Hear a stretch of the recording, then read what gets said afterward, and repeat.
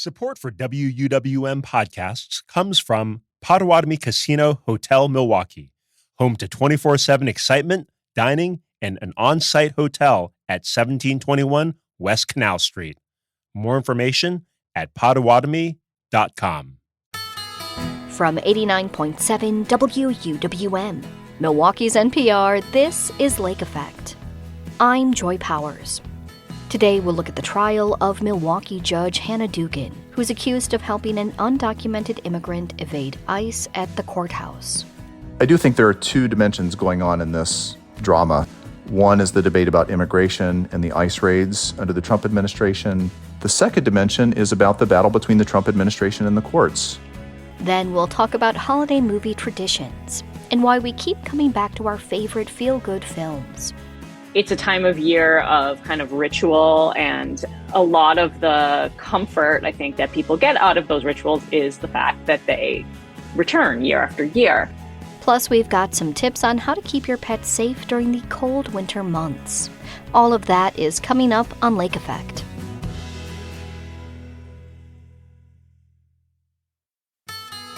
This is Lake Effect from 89.7 WUWM, Milwaukee's NPR. I'm Joy Powers, and thank you so much for joining us. Today, the federal criminal trial starts for Judge Hannah Dugan. Dugan is a Milwaukee County Circuit Court judge who's accused of helping an undocumented immigrant slip out of her courtroom to try and evade ICE agents. To find out more about Dugan's jury trial and what it says about politics today, WUWM reporter Maayan Silver is here in studio. Hi, Maayan. Hey there, Joy. So first, what is Dugan charged with? So Dugan is facing 2 counts. One of them is obstruction. It's a felony. The other one is concealing an individual to prevent arrest. That's a misdemeanor.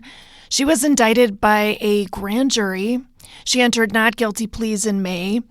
And Dugan's jury trial starts today, and she could face up to 6 years in prison if she's convicted. As the Milwaukee Journal-Sentinel notes, first-time nonviolent offenders typically get a shorter sentence or probation. That's if she's convicted. For the time being, she's been suspended with pay by the Wisconsin Supreme Court.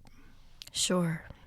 Now, as you noted, Dugan says she's innocent. And before we dive into the legal aspects of this trial, can you explain the political implications here? It's a really unusual case. A judge is accused of helping a defendant evade ICE. You know, there's a Massachusetts judge who was charged federally for a similar action during President Trump's first term. When Biden won in 2020, his Justice Department dismissed those charges, and the judge had to face a disciplinary board instead. Lori Levinson is a former federal prosecutor. She's a current law professor at Loyola Law School. Here's some context from her about why these prosecutions are so rare. Until this administration, courthouses were by and large off limits to what federal authorities wanted to do, certainly for immigration enforcement. And there was this general understanding and respect that ICE could do their arrests, they could go people's homes, they could take them off the streets, but the courthouses should not be disrupted for lots of reasons, because you don't want people not to come to their court proceedings, and because the courthouses have to deal with a range of issues, whether it be criminal actions or others. So there was this understanding that the feds would not interfere with the operation of courthouses. Now, of course, all of that has gone out the window with the current administration and Department of Justice, who's been extremely aggressive in how they've tried to do their immigration enforcement. So I would imagine that this entire situation has made it so Judge Dugan is a controversial figure, a pariah to some and a hero to others. Yes, people on the left say this case is a symbol of bullying, authoritarianism, and that the fact she was arrested at the Milwaukee County Courthouse in May on the job in such a public way also showed that this administration wants to make an example of her. On the right, Trump and his top officials have gone after Dugan publicly. FBI Director Kash Patel posted a photo on social media site X of Dugan in handcuffs with the caption, "No one is above the law." He then deleted it. He posted another message commending FBI agents. Attorney General Pam Bondi commented about the case on Fox News, and Trump himself reposted commentary on Truth Social. At one point, the Department of Homeland Security called Dugan an activist judge on X as well. Sure. So can you break down the issues this case has tapped into? There are really widespread concerns over the Trump administration's immigration enforcement efforts. Some people support them, but Dugan's trial is also coming at a time of really unprecedented litigation by and against the Trump administration, and there's been some pushback against Trump. Grand juries in D.C., Chicago, elsewhere, they're really refusing to indict people protesting ICE. The man charged with throwing his sandwich at a federal agent was acquitted last month. Federal lawsuits are being dismissed or not charged against Trump adversaries like former FBI Director James Comey and New York Attorney General Letitia James. Here's what politics professor Barry Burden had to say about it. He's with UW-Madison. I do think there are two dimensions going on in this drama simultaneously.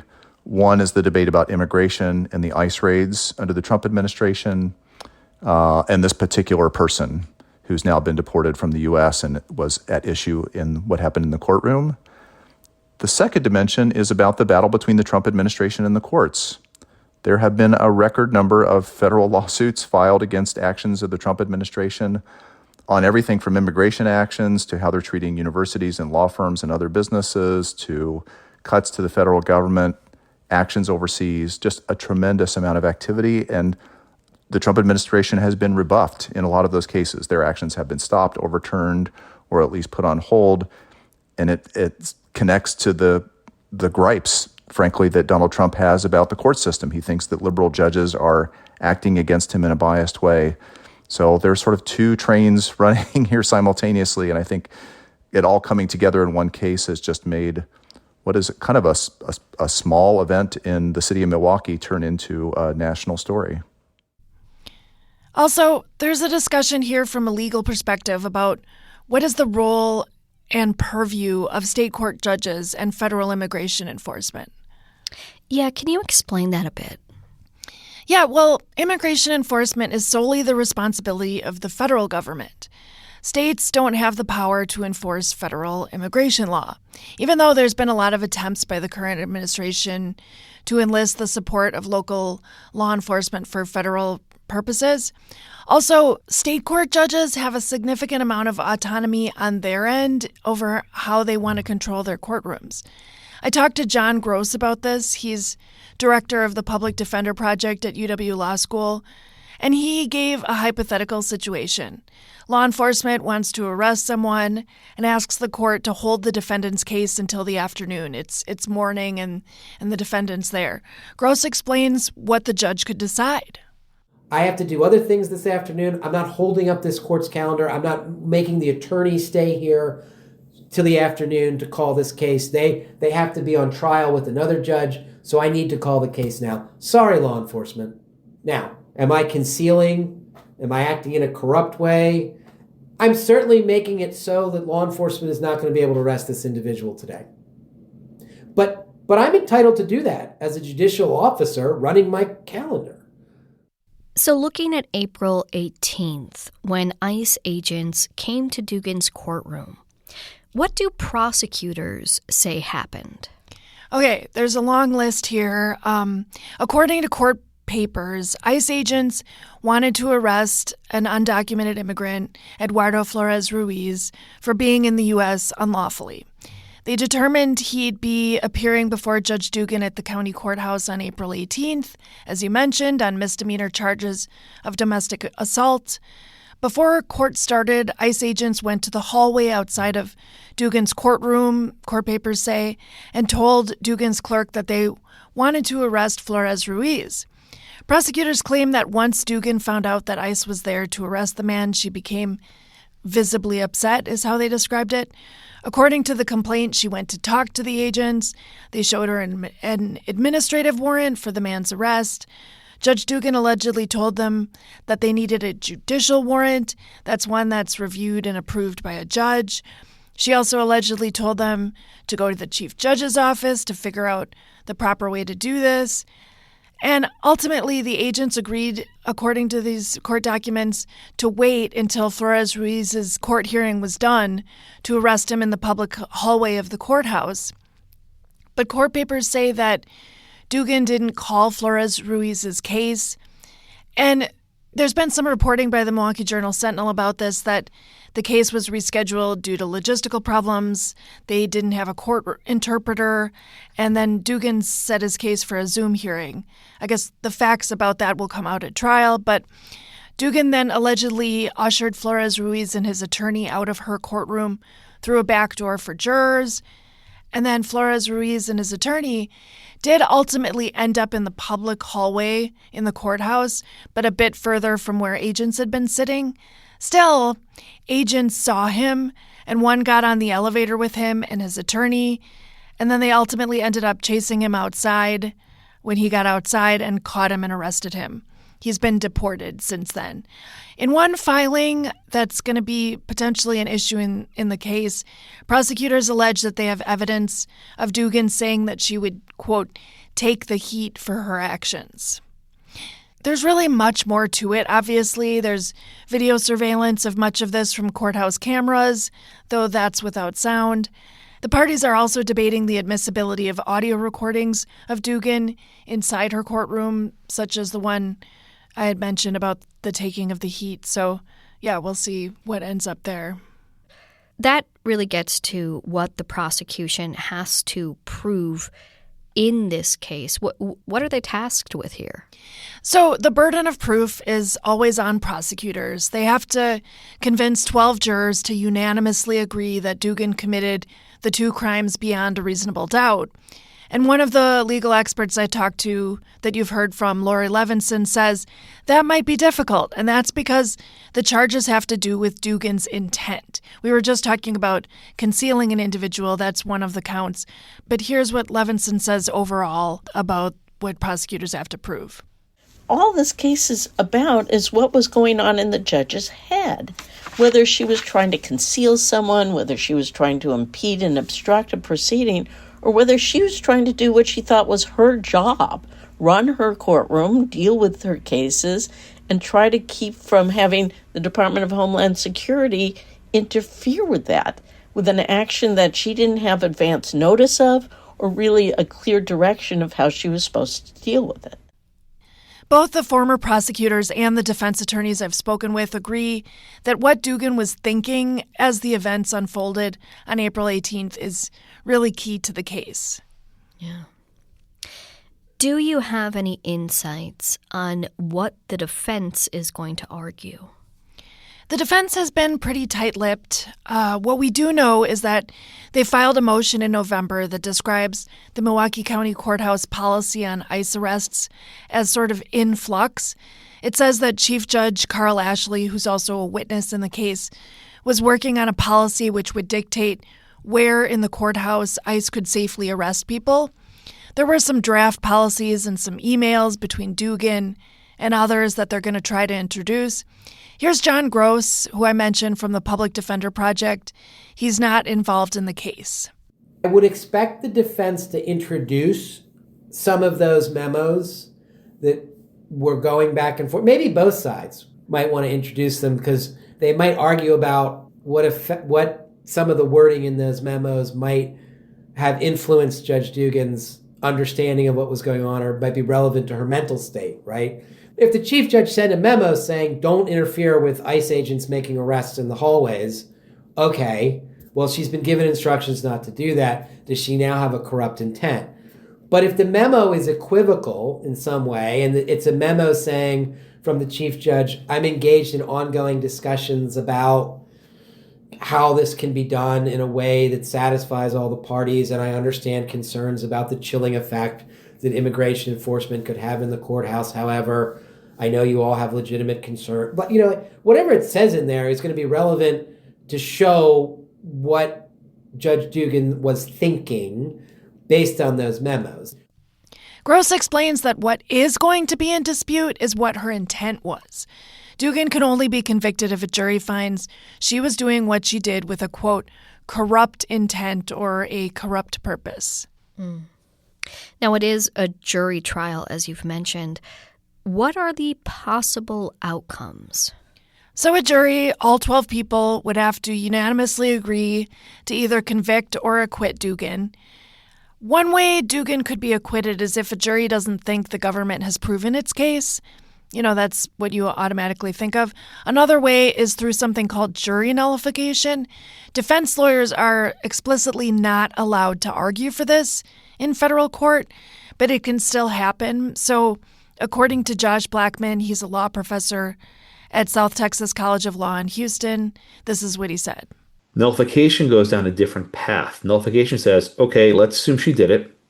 Let's assume she had the right state of mind, the right intent. But this prosecution is unjust, right? The government's wrong for bringing this case. Or the law itself is unjust. We should not prohibit judges in the state court from helping these aliens, right? Nullification would be saying to the prosecutor, we don't care what the law says. We're going to get rid of your case because we think it's wrong. If all the jurors can't agree, there could be a mistrial. That means the case could be tried again. But experts say the government would likely look at how many people were holding out from a guilty verdict, and that could make a difference as to whether the case would get charged again. Well, we will see what the future holds. Maayan, thank you so much for joining us and keeping us posted on this trial. Thanks, Joy.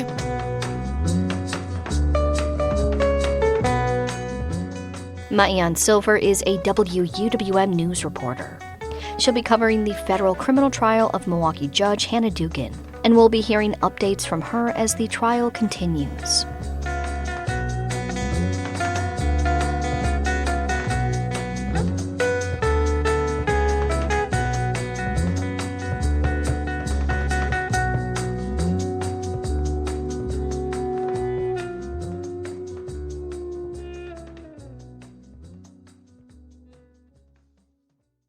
When Congress passed its One Big Beautiful budget bill this summer, it changed which college degrees are classified as professional programs.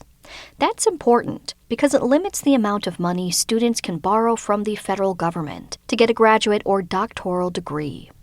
Nursing was not classified as a professional degree, so borrowing for a graduate degree in nursing will be capped at $100,000. The Department of Education says this will help bring down program costs, but some healthcare professionals think this will exacerbate the current nursing shortage. WUWM education reporter Catherine Kokel is joined by a Marquette University doctoral student and nurse, Hannah Moffenbeier, to talk about what this change means for her. How did you hear about this change, and how did it make you feel about pursuing a nursing career in general? I honestly think that I heard about this change on social media. I follow quite a few, nurses that I look up to, just people whose videos I think are funny. And when I clicked on the link, I really didn't think that it was real. And from there, things didn't necessarily spiral, but it's angering and it's scary. Nurses just give so much of themselves, like mentally, physically, emotionally. And when the support for education is taken away, it feels like another sign that these decisions are going to keep getting made because people don't fully understand what we carry. And it's not necessarily discouraging for me because the profession of nursing is very much a part of my identity at this point. The being with patients and supporting families and being trusted in the hardest moments of someone's life, like that still feels like the right place for me to be. So yeah, the policy frustrates me, but the profession is still something that I deeply believe in. And honestly, it's part of why I'm pursuing my doctorate, because I want future nurses to have a hard time believing that we had to fight this hard and that it was ever once this exhausting. Yeah, I get you. Why did you choose to become a nurse? I feel like nursing is one of those professions that people really feel a calling to. Can you share a little bit about how you felt that calling and why you chose this pathway? Yeah, I'm actually glad to hear you say that because I feel a little silly calling it a calling sometimes, but honestly, nursing did feel like something that chose me before I even realized what was happening. Like underneath that surface level, I was also not safe in the home that I grew up in, and everything looked fine on the outside, but there was a lot that I had to do to learn how to survive, and most of it revolved around staying quiet and small and learning to read a room like faster than anyone else in it could. But then when I turned 17, I started working as a CNA, and those survival instincts were just something completely different. Like they helped me understand people, and I could tell when someone was scared or hurting, or they didn't even have to say anything. Like it was the first time that I realized that it came from a bad place, but it still produced good things, and I can help people with the terrible things that have been done to me. I'm really, really sorry that you went through that. At the same time, you saying like growing up, I'm going to go out on a limb and say growing up in an abusive home. Is it fair to characterize it Yes, that it way? is. Okay, Yes. okay.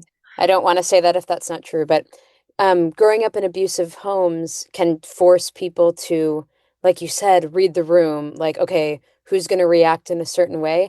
And I never really thought about the connection with being able to do that when you walk into a patient's room, understanding level setting, where are we, what are the feelings, what's going in to this experience. That's so interesting. Yeah, and there is like that's where I kind of think that the hang up is, and why it feels like nursing is kind of like tossed around on the playground, like being bullied by different policies or like, certain patients, the healthcare system itself sometimes. But the thing about the work is like it's so deeply human. Like it is the one place where people can just show up and be human and make a real impact on people's lives because of it. So it's, I don't know, it's so much more than work. Yeah, yeah, well said. I want to ask a little bit about why you chose to pursue a doctorate. Can you explain for people who may not know how many years of schooling that requires and what that opens up as opposed to an MSN, a Master's of Science in Nursing, or a BSN, a Bachelor's of Science in Nursing? Yeah, absolutely. So the doctorate in nursing, the reason that I'm doing it is because I feel like eventually I do want to teach. When I was at the bedside, I could like quite literally feel the system itself like cracking underneath, and it scared me. And I think a lot of people thought I was being dramatic, but when I was looking ahead, like I graduated with my BSN in 2021. I've been working right in the healthcare system since 2016, and I saw before COVID, and then COVID happened, and it's been like a straight trajectory down. And looking ahead at like where we're going to be in 5 or 10 years, like there were days when I was working in the ICU or in the emergency department where I wasn't safe. And not just physically, like it's kind of status quo for nurses to not be physically safe, whether it's like because we're working so hard or because patients get violent or we just are expected to push ourselves past that limit. But I didn't feel safe because I couldn't keep my patients safe because I didn't have the resources to. And I started to worry that I was going to lose my license just because there weren't enough people around and nobody heard me when I said I needed help. I didn't want to just survive the system or like do whatever I could from within it. I wanted the education to actually change it. And that's really why the DNP made sense to me, because something I didn't expect is that it helps me understand the why behind the cracks in the system and also gives me the ability to do something about them. Yeah, I get you. Yeah. How would this change to the designation of nursing degrees as professional or non-professional impact your specific ability to borrow the amount of money you need? Are you in a place when you're borrowing more than $100,000 to complete this degree? I haven't had to up until this point, but I haven't been in full-time clinical, and that starts in a month. So, um, Are you expecting to borrow more money when you go into full-time clinicals?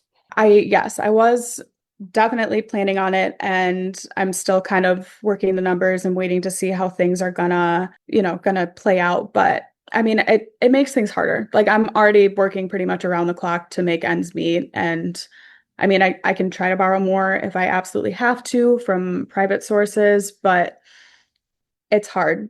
Nursing school just asks a lot from people, like emotionally, obviously financially, and mentally, like placing yourself kind of right between life and death and still learning, but having to be confident enough to say that like you're not going to kill someone that day or any day.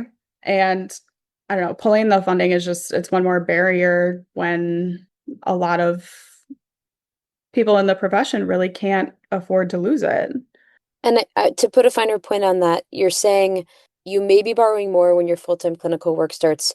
I want to make it clear for people who are listening that clinical work is not paid, correct? Correct, yeah. It's Okay. kind of like unpaid internship. Yeah, I don't really know what else to compare it to. Yeah. In a hospital setting, though, in a clinical setting, right? You're working with patients. It's not doing paperwork. It's being at the Yes. bedside, correct? Yes, absolutely. It's full days requirement, one-on-one, either with an MD is who I had my first rotation with, or other NPs in specific areas. So I'll be in neurology and gastroenterology this next semester, and it just kind of keeps working through the body systems like that. Gotcha. And so the idea behind needing to borrow more money when you're doing full-time clinicals is that money may go toward your tuition, but it also will go to things like rent and transportation and food. And that's, from my understanding, why people are forced to rack up more in student loans, because their program is so labor intensive that it makes it very difficult to work outside of the program. Is that your experience? Yeah, I would say so.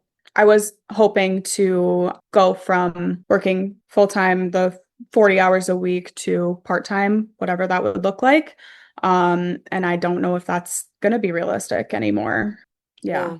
Yeah. I've heard from nurses that although this designation is not technically a value judgment, right? Like this is not a change to how much this country values nurses, that it certainly feels like it is. The word professional in this setting isn't really a designation of who qualifies as a professional. It's more of a designation for the type of federal student loan borrowing that someone can do. But it doesn't feel that way to the people who are in the profession. How do you feel about that? I mean, I don't, and I do see it as a value judgment. I mean, I understand that on paper, this is an administrative shift, but when you're at the bedside, it doesn't land that way. Like it's another sign that the work that nurses do, like physical labor, the emotional weight, and like just the sheer responsibility of someone's life is being treated like something that'll just keep functioning no matter how much is taken away. And part of why it does hit so hard is because we just lived through a moment where the whole country saw what nurses carry. And it's not like it started during COVID. The world kind of went back to normal, but we didn't get that luxury. And during COVID, we were called heroes. And so it's a little bit like of whiplash to be 5 years later. And now, I don't know, heroes 5 years ago. And all of a sudden, the education pipeline is getting weakened. And it's not going to be long before the public sees it. And it does feel personal.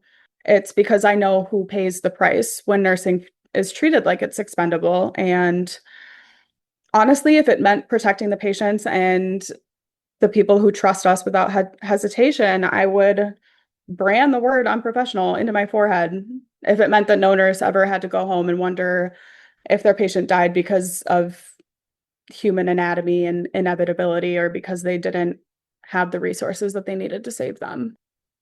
I want to thank you. We covered a lot here. We went really deep on all of these issues, and I really, really appreciate your time and sharing your thoughts with me today.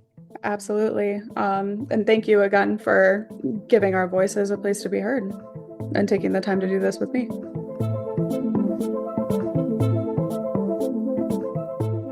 Hannah Moffenbeier is a doctoral student in nursing at Marquette University. She spoke with WUWM education reporter Catherine Kogel. And did you know you can listen to Lake Effect as a podcast? Search for Lake Effect wherever you get your podcasts to download and listen on demand. In about 15 minutes, we'll share some tips on keeping pets safe during winter. But first, we'll talk about holiday movies. and why so many people have movie rituals this time of year. That's coming up on Lake Effect on 89.7 WUWM, Milwaukee's NPR.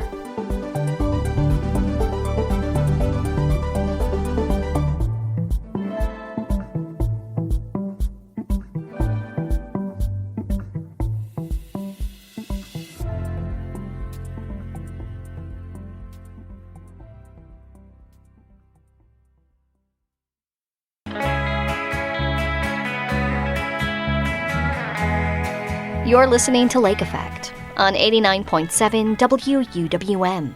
I'm Joy Powers. There's no shortage of feel-good holiday movies. Many people like to revisit classics like White Christmas or A Christmas Story. Others eagerly await the new holiday releases from Hallmark or Lifetime. Even streaming services have jumped on the holiday movie train. To help us understand why feel-good holiday movies have such a hold on us, Lake Effect's Audrey Nowakowski is joined by Elena Levine, a professor of English, media, cinema, and digital studies at UW-Milwaukee. Why do holiday movies have such a grip on us and remain popular even if they're, say, decades old? I think for many people, the holiday movies that they watch every year are part of a set of traditions that they and their family have participated in. They're not that different from other kinds of things that people do around the holidays, whether that's, more traditional kinds of things like caroling or having certain kinds of foods, or, less traditional things like going bowling or going to the movies with their families or whatever it might be. It's a time of year of kind of ritual, and a lot of the comfort I think that people get out of those rituals is the fact that they return year after year.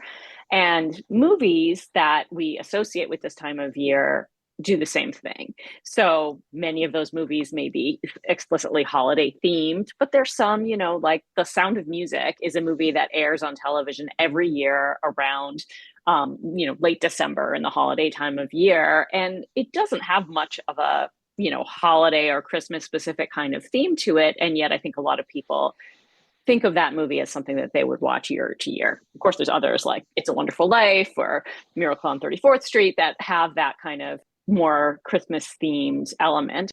But I think all of those are part of that comfort that people get. We get this comfort all the time from being able to watch things or experience things over and over again. It's familiar. We know what to expect. But the movie element of it has an additional factor because there's those kind of emotional satisfactions that we get from certain kinds of stories. And these tend to be stories that have a very, heartwarming or life-affirming kind of message to them. So I'd love to talk about a certain subset of holiday movies, and that's the Lifetime and Hallmark Channel Christmas movies. They churn them out like crazy. So what are some of the trademarks of these films that we can spot a mile away? So these are so fascinating to me, their popularity and how much the TV business is clearly invested in doing them. So in terms of the stories that these movies tell, they tend to be in the kind of romantic comedy genre, but in a very wholesome way. They don't have any of the maybe more raunchy elements that some more contemporary romantic comedies tend to. So they're pretty traditional. They tend to have a couple, usually a heterosexual couple. Once in a rare while, we've seen a few with same-sex couples who have some sort of, meet cute situation, as people like to talk about, a formula of romantic comedies. And they often are set in a small town and kind of idyllic setting that happens to have, perfect wintry weather. And there's often a way in which, one or both of them is an outsider and they come to the town and they meet and eventually fall in love with various, obstacles along the way. Sometimes there's other elements to it. There's a family togetherness element or a, coming back to one's roots element. There's often, multiple strands, but it ends up being a kind of happy, heartwarming love story. And they're very formulaic. They tend to follow the same patterns in almost all of them with slight variations. And people who really love them and watch them a lot, and that's, again, part of the appeal, right? Is that what to expect, what you're going to be getting, what it's going to deliver for you. And having those, kind of heartwarming feelings that aren't very taxing, that don't, pull us into the, real problems and strife of everyday life, can be really appealing. And I think Hallmark movies in particular show the example of how movies create an idealized world. Like, you're not going to get an unhappy ending, even if they maybe throw a slight curveball for Hallmark or Lifetime. Like, it's going to turn out okay. Right. And I mean, there's lots of media that we consume for that reason, right? That we want a certain experience and we want to get a certain satisfaction out of it. And we talk about sports that way, right? There's like a thrill of the watching of a exciting sports event and rooting for a team or whatever. And these movies have a satisfaction as well, because we go to them for a particular kind of, emotional experience. And this one is a very non-taxing kind of emotional experience. It is not going to stress you out. It's not going to make you have to think too hard. It's going to make you enjoy a kind of fantasy, as you say, a kind of idealized world that almost nobody actually has, right? And I don't think most people who watch these think that this is, a realistic story or experience for anybody, but just getting that sort of fantasy escape is really rewarding part of watching them. So how has the recent competitive streaming market influenced the holiday movie game? A lot of the times it was just Hallmark, Lifetime, or other made-for-TV movies, perhaps, or like you mentioned, re-airing Sound of Music or other things on network channels. But now we have Hulu, we have Netflix, we have Disney, and they're all creating their own original holiday content too. Yeah, I mean, I think a sign of how successful and powerful these movies are as kind of product for the TV business is that they've just keep expanding, right? So there's Hallmark and Lifetime, who are the sort of originators of doing this kind of thing and have been doing them more and more over the years. And we could talk about their target audience of women as being especially significant there. And the fact that other kinds of channels and platforms have started to do this as well is, I think, really telling of how kind of guaranteed success they are in drawing audiences. And so they are, you have these ways in which, as is happening across television, this kind of merging together of the more traditional broadcast or cable worlds and the streaming platforms, and they're kind of converging in these ways. And, depending on the streaming platforms economic model, whether they have advertising or subscription only, although increasingly they almost all have an ad supported tier, that is key because they want to draw audiences that will be there for their advertisers to address. Or maybe they hope that somebody will, get that subscription in the first place in order to access this content. I do want to touch upon something that you brought up, and that's the factor that it's targeting women that are watching these films. Can you share more about that? Yeah, I mean, just the fact that they originated on channels like Hallmark and Lifetime, which are pretty open about being, channels that have targeted women audiences for the most part historically, is really significant. I think a big factor here is that we see many fewer romantic comedies on the feature film, big screen. That's just less of an area for Hollywood movie making, feature film movie making these days for lots of complicated reasons. But people really love those kinds of movies, right? Like, this is a long-standing genre that has been part of our, screen storytelling as long as we've had screen storytelling. And women in particular have been seen as the major audience for that and being attracted to stories that speak to concerns that we might think of as traditionally feminized or associated with women. Of course, not all women care about those things. And lots of people who don't identify as women probably enjoy them as well, but they're associated with things that we connect to women in our culture: romance, marriage, family, those kinds of interpersonal dynamics and relationships. And so I think that one of the appeals of these Christmas movies is that they fill a kind of genre hole that it's harder to get these days. It's harder to get it in feature films, even other kinds of forms of media that have been conventionally targeted to women, like soap operas, daytime soap operas. There's many fewer than there used to be. And so if people, again, conventionally women, might turn to those kinds of programs for a certain kind of attention to particular issues and concerns and ideas about interpersonal relationships, the Christmas movies can be a way to access that. So we've been focusing mostly on adults here, but of course, holiday movies are the classic animated series. There's lots of movies out there for kids as well, but there are things like Rudolph the Red-Nosed Reindeer, Charlie Brown Christmas, How the Grinch Stole Christmas. My family's personal favorite is A Muppet Christmas Carol. These continue to be widely popular. So why do these movies continue to resonate with generation after generation of audiences? I think those kinds of animated movies are continuing to be popular because, again, you have those like multi-generational family togetherness situations and, finding content that is friendly for all members of the family, especially probably the extremes of the younger and the older can be challenging in the media environment we now live in, where there's so much more adult content available on streamers and such. And so I think that appeal of those is like, oh, we can put on Rudolph or the Muppet Christmas Carol or, whatever it might be, and know that nobody's going to be kind of offended or scandalized or that kind of thing. There's also, surely, like with all of this stuff, a big nostalgia factor here, right? Of adults remembering their own childhoods, their own experiences growing up watching these things, and then passing them on to new generations. Whether younger generations are as enamored of them, I think, is an interesting question, right? Because some of the animation is quite dated compared to what people, kids especially today, are used to. And kids today are used to such, kind of engaging short form content online, that seeing these sort of more stretched out stories using more dated animation technology might become a harder and harder sell. But there's definitely, for now, they're hanging on in terms of their appeal. So throughout all of these films and genres and ages that they target, there is the common theme that, it seems like psychologically we just crave holiday corniness, right? Yeah, definitely. And I think, again, there's lots of reasons that we crave that, right? But there's definitely a thing that is appealing to many people. And, maybe there's different varieties of it. There's like the old movies that, you've watched many times that are classics. There's many, many, many instances of these newer made for TV movies and the appeals that they have. And there's the kind of kid associated content. But it all has in common that, like, no one's going to get us upset. No one's going to get offended. You know how they're going to end. You know that there's going to be a certain kind of feeling involved.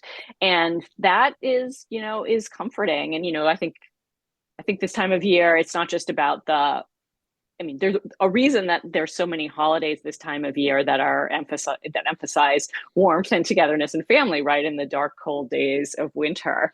And that is supposed to, bring us that kind of warmth and comfort, just like the lights associated with these winter holidays do. Well, Elena, thank you so much for joining me today. I had a great time talking about this. Thanks.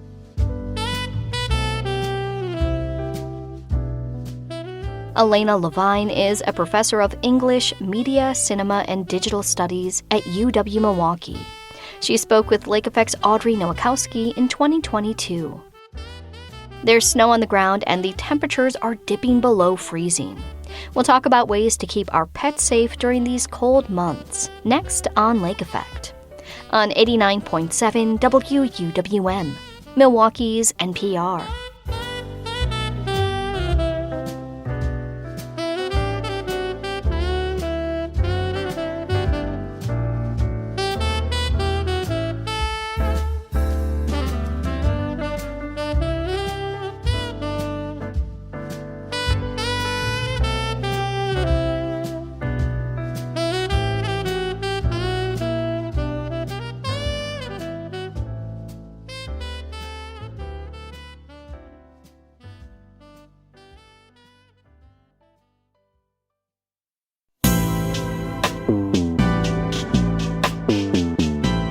This is Lake Effect on 89.7 WUWM.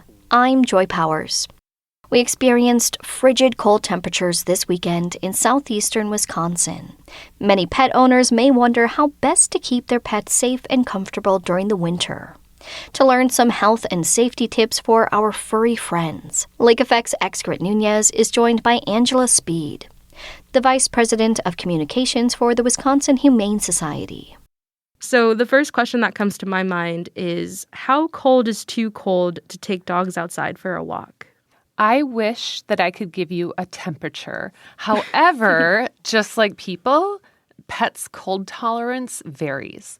And that can depend on their age, their coat, their body fat, activity level, what they've been conditioned to. A dog moving from a southern climate may not be as acclimated, even if they are a husky, than a dog who has spent every winter here in Wisconsin. So pet owners know their pets best, but ultimately, you should err on staying inside more than letting them stay outside for long periods of time. And when we have temperatures that are bitter cold, like 0 degrees, or schools are closing, wind chills are terrible, at the Wisconsin Humane Society, we only allow the dogs to go outside, have a quick potty break, and come right back in. It's just not worth the risks of hypothermia or frostbite, and the cold can be very dangerous. We do see frostbite every single year. Our veterinary team does. So it is definitely a real risk. Yeah, I just kind of want to elaborate on that. Like, what does frostbite or hypothermia look like in a pet, like a dog or cat? Yeah, so frostbite, typically pets are most susceptible to frostbite in their ears, their paw pads, and the tips of their tail.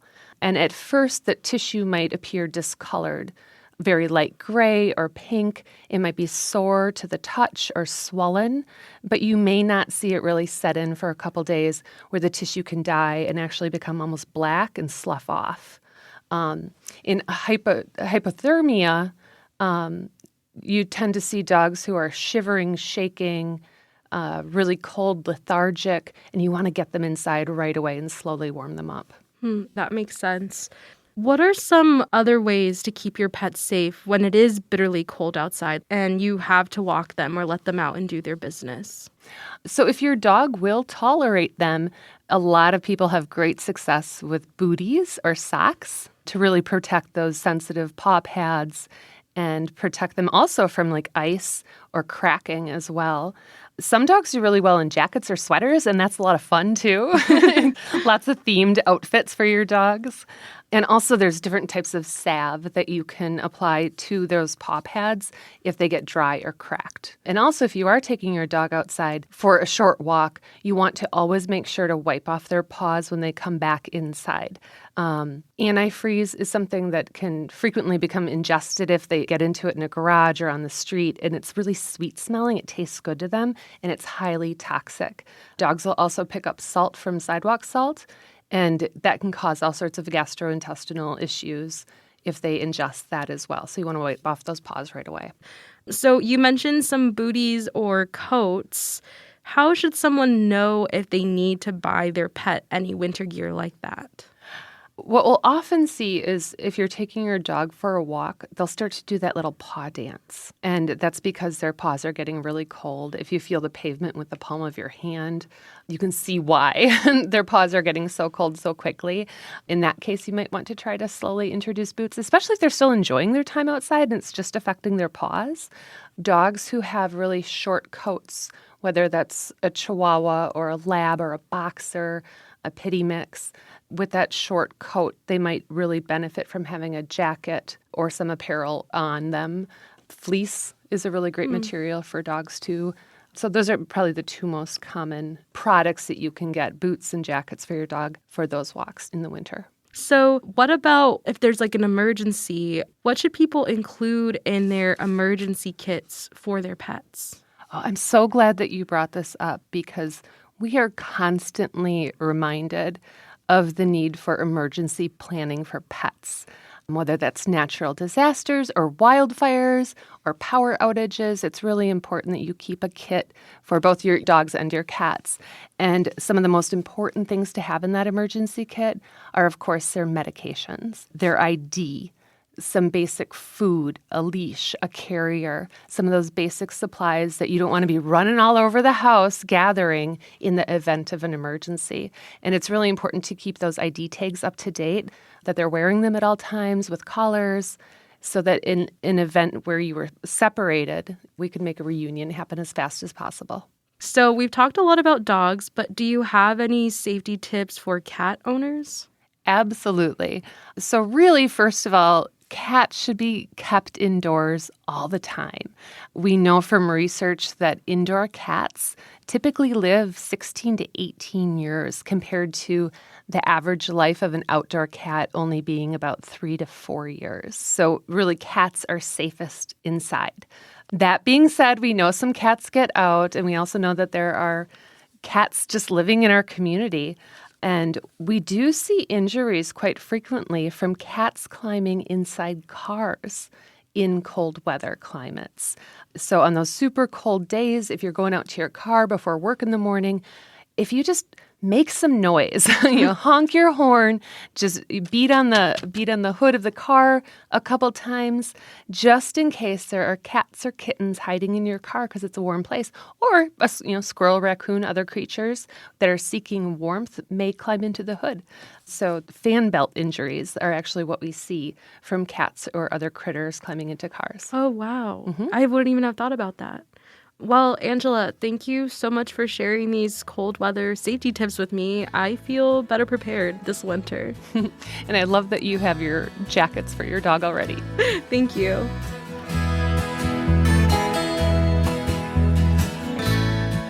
Angela Speed is the Vice President of Marketing and Communications for the Wisconsin Humane Society. She spoke with Lake Effect's Excret Nunez. And that wraps up today's show. Thank you so much for being here with us. I'm Joy Powers. If you missed any of Lake Effect this week, you can find all of our conversations at WUWM.com. If you'd like to take the show on the go, you can download the Lake Effect podcast wherever you get your podcasts. Still looking for some holiday gifts? Tomorrow on Lake Effect, we'll tell you about some games that will be good for any person in your life. Thanks so much for joining us right here on listener-supported 89.7 WUWM, Milwaukee's NPR.